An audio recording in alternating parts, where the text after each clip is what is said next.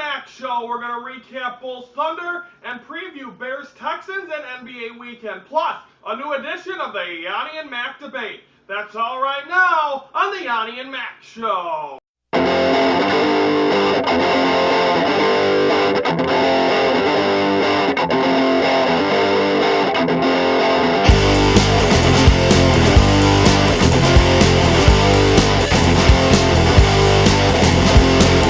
Please spare me the pain of trying to make this make sense to you. Please tell me your problem isn't bigger than me, yeah, what could I do? I'm looking straight forward up to heaven, alright, I can't wait till the end. From Studio One, welcome to this November the 9th edition of the Yoni and Mac Show. I am Ryan Yanishatis. Brandon will be joining us via satellite in a little bit. Let's get right into this thing. Last night, the Bulls were in action against the Oklahoma City Thunder, the reigning Western Conference champions. And it was a game, Bulls, it was 97-93. Thunder won that one.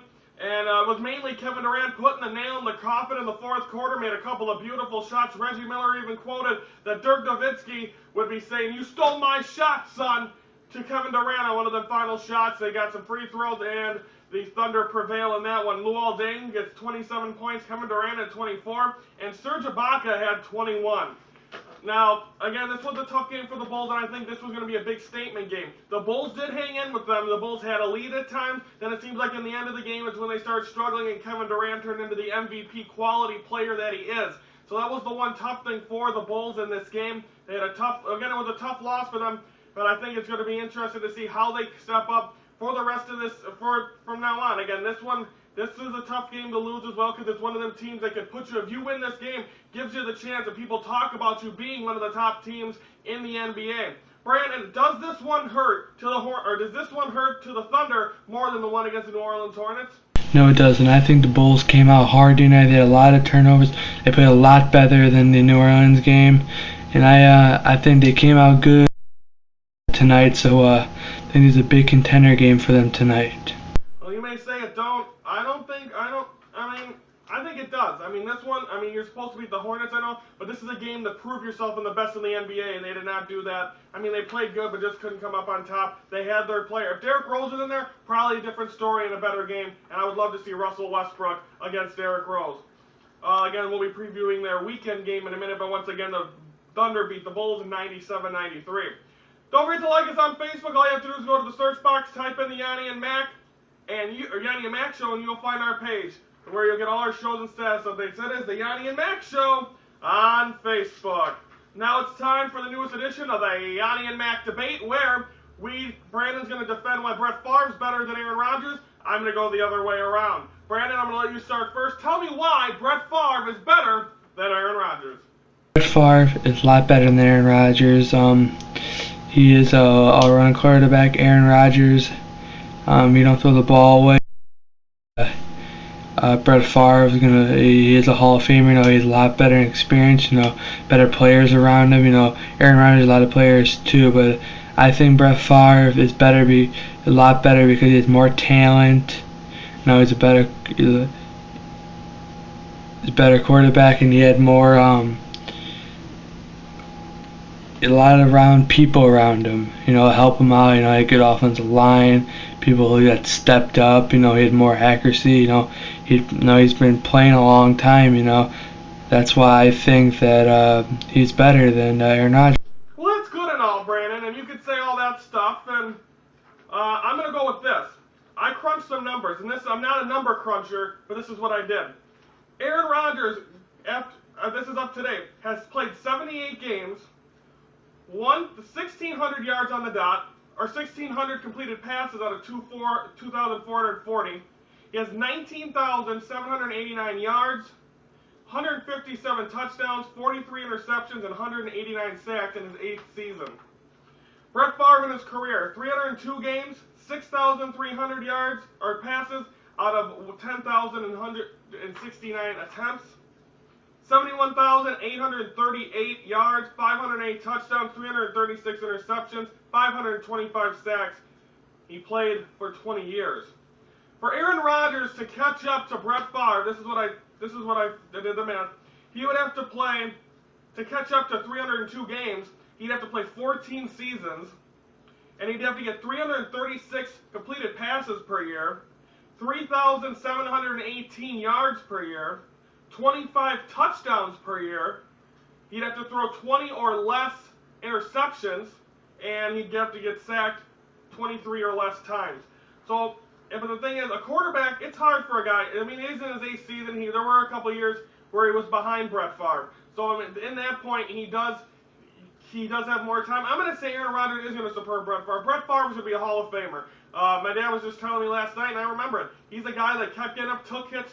He had that streak. That's why he played in the 302 games, because he had that streak of never wanting to get out. He had the will to win, and also they both have a Super Bowl. So we'll see what happens in that fact, but I think that Brett Favre is going to be a Hall of Famer, but I think Aaron Rodgers is going to be right up there, because they both have that same talent. They both have that will to win, and I think if Aaron Rodgers wins one more Super Bowl, does that put him over Brett Favre? And the thing is, he has the goods to do that, because I think he has a team that could win every year, where Brett Favre did have some teams that could not win some years. So it will be interesting to see how that goes. But I think as of right now, Aaron Rodgers will be better. Brett Favre was also injury prone. Aaron Rodgers, well, I mean, he always had these little injuries, but still played through them. The whole retirement thing, I think that's why he lasted 20 seasons. But nonetheless, I think Aaron Rodgers will superb him, but you cannot take away what Brett Favre did in his career. That is the newest edition of the Yoni and Mac debate. If you want your own show on YouTube, you want us to produce it, message Ryan or Brandon on Facebook. RB Enterprises, where visions become reality. Now it's time to preview NBA weekend. Only 2 games this weekend. Saturday night it will be the Bulls will be in Minnesota to face the Minnesota Wolves, I believe they're home against the Wolves actually. And then the Celtics will be at the BMO Harris Bradley Center against the Milwaukee Bucks. First thing I got to ask, Brandon, is can the Bucks beat the Celtics twice this early in the season? No, they can't. I was looking, that the Bucks come out like they played the first 2 games. Yes, they're gonna win.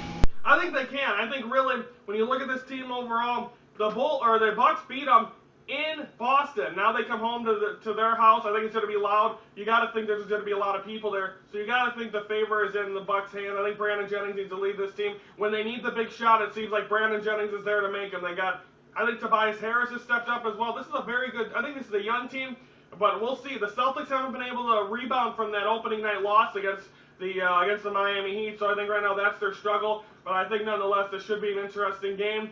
But I think it's going to be good. I think both teams are going to have some good games over the weekend. Now it's time, so again, that's Saturday, Comcast Sports, or I believe that's WGN for the Bulls, and then it'll be the Celtics and Bucks. I have Bulls at Wolves. I want to say that is at the United Center in Chicago, because they're on a long homestand before they head to the circus road trip. The Celtics at Bucks will be at Fox Sports Wisconsin at 7 p.m. on Saturday. Do you want me to guest analyst on the Yoni and Mac Show? All you have to do is message Ryan or Brandon on Facebook and tell us what you want to talk about. And if there's something we will talk about, we'll give you a spot. That is, guest analyst here on the Yoni and Mac Show. Now it's time to preview Bears-Texans. That will be Sunday night on NBC. Should be a good game. I think right now the Bears, this is a game where the Bears can really prove, and I think with a win here, you can start getting them closer to being a team that could definitely, because the next 2 weeks, when they have them, and they also have the 49ers, and if they want to stay past the Packers, who are on a bye this week, but then next week when they're against the Niners, the Packers can, and I still think the Packers are going to win this division, but I think my tune will change a little bit if they can beat Houston and gain one more game on the Packers, and I think that's going to be a fun game. The only problem is I'm worried about the offense going up against J.J. Watt and the defense. Brandon, can the Bears get any offense going against J.J. Watt and this Texans defense? And Ken, I think that that the Bears and Mike Tice have something going, they figure something out how the offensive line is going to come shining. I think the Bears have a total of 500 yards offense, and Cutler can have 300 yards and 3 touchdowns, no picks. A big offensive game this week. We'll have to see about that. It's going to be. I'm kind of concerned for the offense. Also, Charles Tillman might not play. The birth of his baby might be happening, and he's got to talk to the team, and he's hoping they'll understand. But I mean, you want to be there for the birth of your kid. You also want to be there to play the game. But I think family first. So he did have problems with one of his kids being born. But wish him the best and congratulations to Charles Tillman, who right now is in the running for Defensive Player of the Year. So good luck to him and with all that. But he's been good, and hopefully the defense can stand up to him. That might be another disadvantage on why the Texans could pull this game out. But again, that game will be on Sunday, 7:30 on NBC. Football Night in America will be first, and then you'll have the actual game. Gotta love starting it with Bears. Or first you got Faith Hill. Love that song. Gets you pumped up, and then you got the game. Do you want to be sponsored the Yoni Mac Show? Because we're looking for some. Email us at YoniMacShow@yahoo.com, and we will see if your logo deserves to be on our set. That is sponsoring us on the Yoni and Mac Show. Now it's time for Brandon's favorite part of the show, predictions. Okay, this weekend I'm going to say, for Bulls-Wolves, I'm going to go, Brandon is 1-2, I'm 2-1. I picked the Thunder to win last night. The Thunder did win. So Brandon got a loss, so I'm 2-1. He's 1-2. Bulls-Wolves. Brandon takes Bulls. I'm going to take Bulls as well on that one. Bucks and Celtics. I believe Brandon took the Bucks. I'm going to go Celtics. I think they're finally going to overcome it. And Bears-Texans. Brandon took the Bears. I'm going to take Texans there. So Brandon's got Bulls, Bucks, Bears. I've got Bulls, Celtics, Texans. Should be good. And again, we'll be back with all that stuff. So I hope everyone has a good weekend this weekend. Have fun, be safe, and enjoy some football as well. For the Packer fans, you get to enjoy football without worrying about your team. So good luck to that. So everyone, we'll see you back here Monday. I'm Ryan Yanashada. Thank you for watching this edition of the Yoni and Mac Show. Thank you for watching this presentation of the Yoni and Mac Show right here on YouTube. I wanna talk about a little about my future here. You know, I'm starting probably. Hold on. I'll tell you guys here in a second. Starting November 27th, I'll be on the show Tuesdays and Thursdays live from the studio. So that's my big announcement. Starting November 27th, I will be on the studio.